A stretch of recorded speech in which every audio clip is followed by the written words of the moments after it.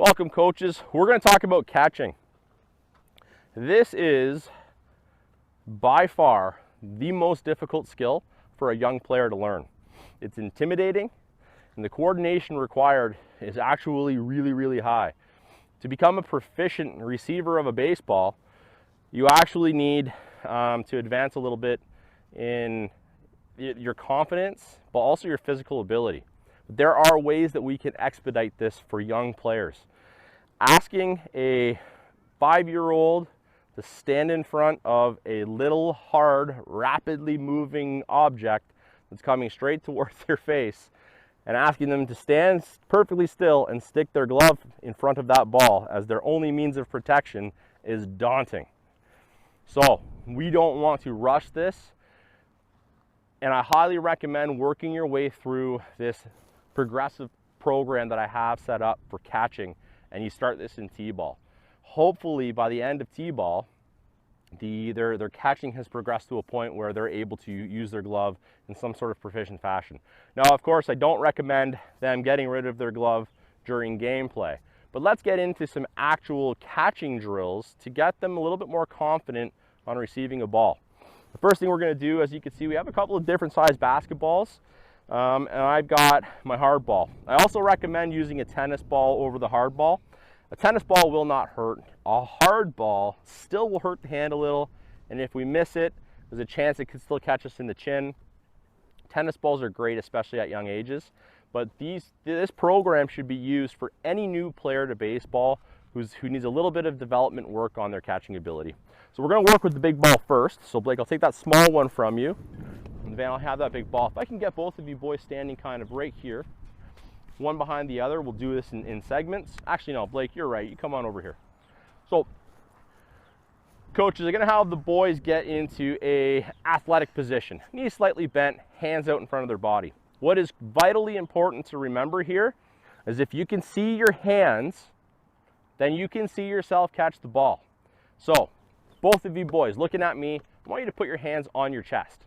Can you see your hands? No. Okay, move them out just a couple inches. Can you see your hands? A little bit. Move them way out in front of your face now. Can you see your hands? Yes. Are you confident that you can see a ball now come to your hands and you can receive it? Yes. Exactly. If you can see it, you can catch it. Get your hands out there. We're going to start with a big basketball. This is called the arm catch. All you guys are going to do is receive the ball with your arms. Okay? Allow that ball to come to your chest and into your arms. Perfect. This is the arm catch. It's a very easy, subtle movement, but it is not intimidating. If you don't want to use a basketball because they're kind of hard, get a volleyball, something that has a little bit of squish to it, or any kind of Nerf pool ball works great. Do it again. Receive with your arms. Perfect. Deliver back. Receive with your arms or your hands, and that's okay. You're going to have players who are naturally going to want to catch the ball like this. If they can do that, they are already at our next stage of progression. So we're going to move right into that next. We're receiving this large ball with our hands, boys. Here we go. Athletic position, hands in front of our body, catch it. Nice. Try not to cradle it. Catch it out in front of you. Don't bring it into your body. Catch it out in front of you and hold it. Nice. Nice, strong, stable platforms, and they're receiving that ball in the middle of their body. Once they get good at that, incorporate a little bit of movement. We're going to toss it off to the side. All they're going to do is lean over and catch. Nice. Then we're going to go back the other way. Lean over and catch. We just want them to get comfortable leaning a little bit.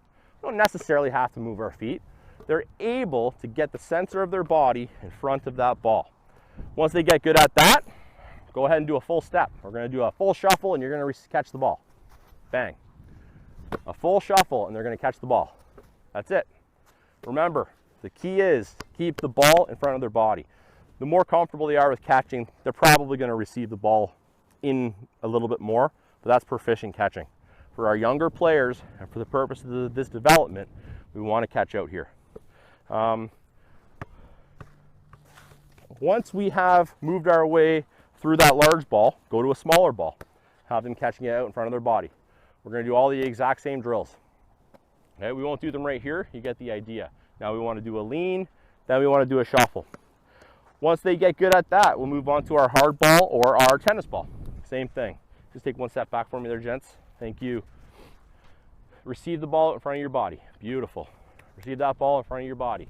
You can see the boys are just using 2 hands. We haven't even touched the glove yet. We're just getting comfortable with the idea of a traveling round object coming towards our face and us receiving it. We'll do the lean. The object here is to try to get that ball to the center of our body, and then we can do a full shuffle.